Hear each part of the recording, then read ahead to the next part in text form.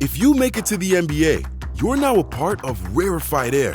These are some NBA players who ruined their careers. And starting off, this player got convicted of some messed up stuff. Several NBA scouts had Stevenson compared to none other than his airness, Michael Jordan. But on his draft night, Stevenson would have his first run-in with the law. A brawl broke out, and he claimed he was jumped by 5 other people. Damn.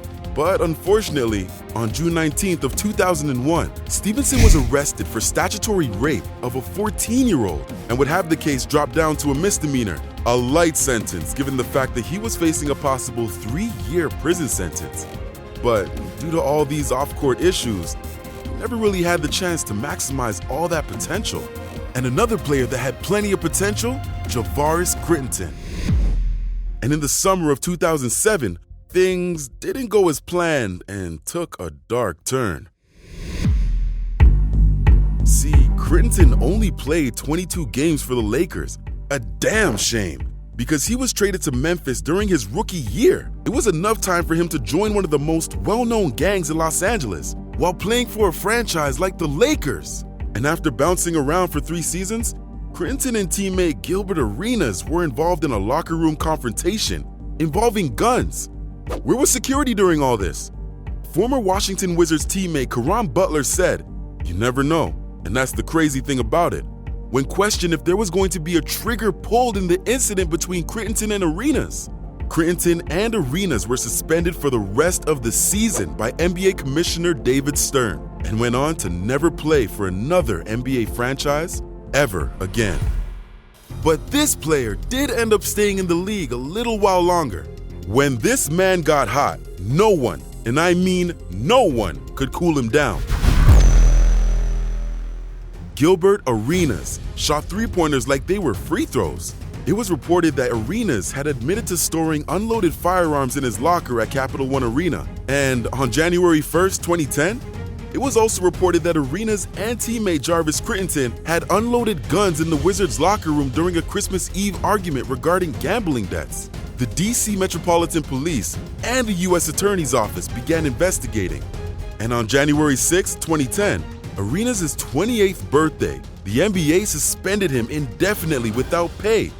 Happy birthday. But this lack of maturity off the court was what got him in trouble. Arenas stored unlicensed guns in his locker room and pulled them out on his teammate, who we discussed earlier in this list. Arenas was subsequently suspended for the rest of the year. Now, if you watch this man play, looking back now, he was literally Steph Curry before Steph Curry. Damn shame. But on a more peaceful note, well, not really. Metta World Peace, formerly known as Ron Artest, played 15 years in the NBA, and by no means was that a failure. However, it's not what Metta World Peace did, but what he didn't do. Metta could have had a Hall of Fame career had his emotional intelligence levels been higher at a younger age. On November 19, 2004, then named Ron Artest, was at the center of an altercation among players and fans during a game in Auburn Hills, Michigan. The brawl involved Artest's Pacers, several other players, and spectators, including Pistons fans. A fan threw a beverage on him, and he flipped. Not his brightest moment. The NBA suspended Artest for the rest of the regular season, plus any playoff games. Artest ended up missing 86 games, the longest suspension for an on-court incident in NBA history. Now, I don't care. Ain't no fan is worth me losing an entire NBA check. And unfortunately, his participation in the Malice at the Palace brawl in 2003 and his other off-court theatrics sealed his fate from the Hall. It's a big blemish on what otherwise would have been a very good career. But this player also had himself low-key a pretty good career. Latrell Sprewell was talented and solid. Despite Sprewell's accomplishments, his career was overshadowed by an incident in 1997 in which he choked and punched then Warriors coach PJ Carlesimo during practice. Yeah, putting hands on your coach isn't the right move, and it resulted in a 68-game suspension. All coach did was ask Sprewell to make crisper passes. When Carlesimo approached, Sprewell threatened to kill him and dragged him backwards by his throat, choking him for 7 to 10 seconds before his teammates and assistant coaches pulled him off. Oh, he wasn't done. Sprewell then returned about 20 minutes later after showering and changing. He landed a rude blow at Carlissimo's right cheek before being dragged away again by the assistant coaches. And this was not Sprewell's first incident with the Warriors, because in 1995, he fought with teammate Jerome Kersey, returned to practice carrying a 2x4, and reportedly threatened to return with a gun. Oh my goodness. With Latrell Sprewell, it was on site with everybody. But you did not want to get caught in the crosshairs of this guy, Dennis Rodman. Now, how does a Hall of Fame player end up on this list? Rodman did win 5 NBA championships, was NBA Defensive Player of the Year twice, and he's led the league in rebounding 7 times. The kind of stuff we may never see again from someone 6'7" in a league that was back then full of giants. One of his more fiery outbursts came in a regular season game against the New Jersey Nets when he picked up 2 technical fouls in a game and was subsequently given his marching orders to the locker room. Left incensed by the call, Rodman took up the issue with referee Ted Bernhardt before screaming in his face and grazed the official with a headbutt. Rodman, who was 34 at the time, made a scene as he left the court. He received a 6-game suspension without pay and was fined $20,000. The very next season, the Bulls star tripped over cameraman Eugene Amos. I mean, we see this all the time, players tripping over cameramen. But Rodman? Yeah, he took it a little far. He then lashed out at the cameraman by kicking him in the groin. Ooh, which reportedly led Amos to lose consciousness before he was carried off on a stretcher. Imagine being kicked by a size 14 shoe in the groin. God! And that kick saw Rodman receive a strong punishment from the NBA, as they fined him $25,000 and suspended him for 11 games without pay. Rodman also agreed to pay Amos $200,000 for the damage he inflicted, which ultimately costed him an estimated $1 million in total. I don't know about you, but I've never heard of a $1 million kick before. My God! And this next player, yeah, he didn't wait long before he received his first fine. See, Michael Beasley was highly talented, being named the Big 12 Player of the Year in his lone season at Kansas State, where he averaged 26 points and 12 rebounds, while showcasing his ridiculous offensive arsenal. But during the 2008 draft, Derrick Rose was the surefire #1 pick, but Beasley was hardly a consolation prize when the Miami Heat snagged him at #2. According to Draft Express's player profile, the 6'10 forward's weaknesses included attitude, focus, and off-court red flags. Yikes!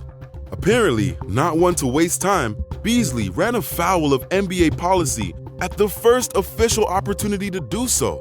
This is before he even played in his first NBA game. So he, Mario Chalmers, and Darrell Arthur violated program policy by having women in the room.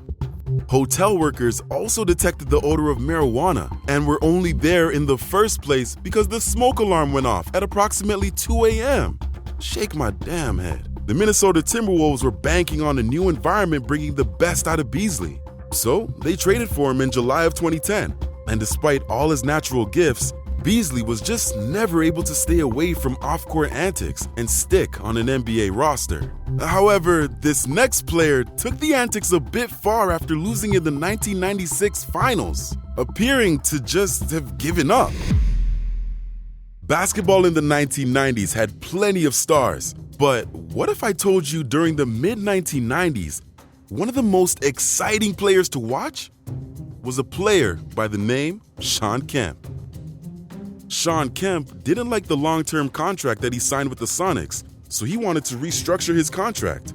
Unfortunately, the Sonics were not willing to oblige, and after losing in the 1996 NBA Finals, there were reports of Shawn Kemp showing up to practice drunk. Also, there were reports of Kemp staying out late drinking the night before a game. Yeah. The most notable incident like this happened the night before the most anticipated matchup of the year. But the night before the game, The Rain Man apparently was throwing back drinks late into the night. Employees of the bar said Kemp stayed till 2 in the morning and that he consumed 9 to 10 drinks over a 3-hour, 15-minute period. Oh, I could feel it in my stomach. The season would eventually start on February 5th, 1999, and Shawn Kemp came into training camp 50 pounds overweight. On top of being incredibly out of shape, a Sports Illustrated story claimed that Kemp had fathered 7 children with 6 women. And to make things worse, the Rain Man fell into the world of drugs, and his play on the court was starting to suffer as well. This next player wasn't out here doing drugs, but he was kind of lazy. Bynum became the youngest player to ever appear in an NBA game.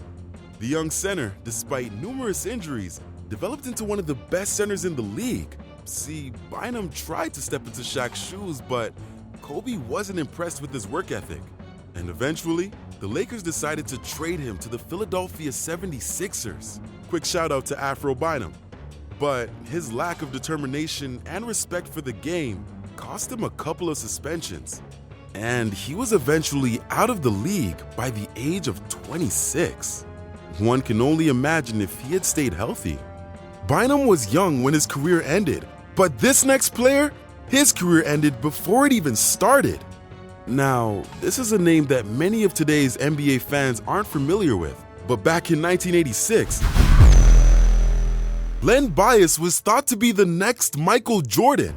And barely 2 days after being drafted number 2 overall, Bias drove back to the campus of the University of Maryland, snorted cocaine in the dormitory suite shared by Bias and his teammates.